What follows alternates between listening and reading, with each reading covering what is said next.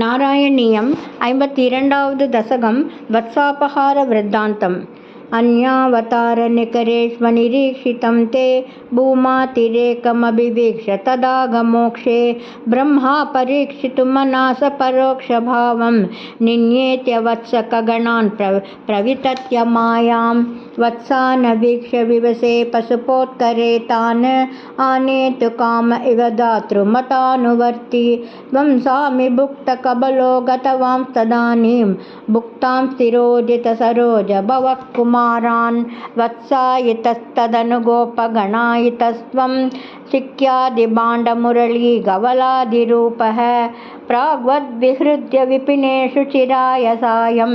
त्वं माययात बहुधा व्रजमाययात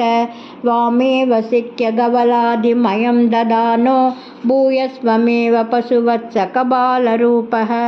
गोरूपिणीभिरपि गोपवधूमयीभिः आसादितोऽसि जननीभिरतिप्रहर्षात् जीवं हि कञ्चिदभिमानवसात्त्वकीयं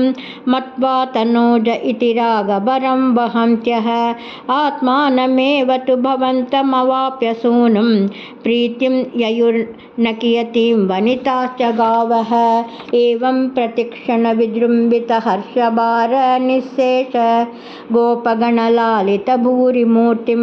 त्वामग्रजोऽपि बुबुधे किल वत्सरान्ते ब्रह्मात्मनोरपि महान् युवयोर्विशेषः वर्षावधौ नवपुरातनवत्सपालान् दृष्ट्वा विवेकमसृणे द्रुहिणे विमूढे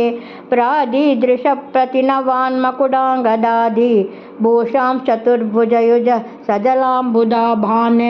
प्रत्येकमेव कमलापरिलालिताङ्गान् भोगीन्द्रभोगशयनान् नयनाभिरामान् लीलानिमीलितदृशः सनकादियोगी व्यासेवितान् कमलभूर्भवतो ददर्श नारायणाकृतिम् असङ्ख्यतमां निरीक्ष्य सर्वत्र सेवकमपि स्वमवेक्ष्य दाता मायानिमग्नहृदयो विमुमोह यावत् एको बभूवित तदा कबलार्धपाणिः नश्यन्मदे तदनु विश्वपतिं मुहुस्वां नत्वा च नूतवति दातरिदामया ते पोतैः समं प्रमुदितैः प्रविसन्निकेतं वातालयाधिपविभो परिपाहि रोगात् गुरुवायूरप्प शरणं सर्वत्र गोविन्दनामसङ्कीर्तनं गोविन्द गोविन्द।